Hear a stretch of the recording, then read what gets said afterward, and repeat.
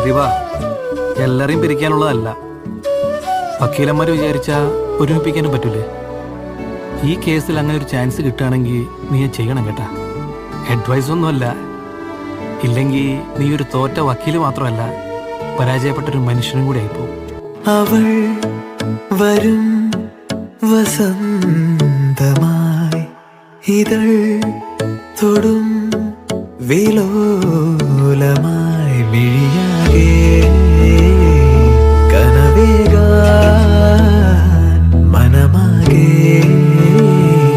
കതിരാടാൻ കാണും നേരം മൗനം പോലും ഗാനമായി മാറുവാൻ ചാരേ തൂവൽ വീശും വെൺപ്ര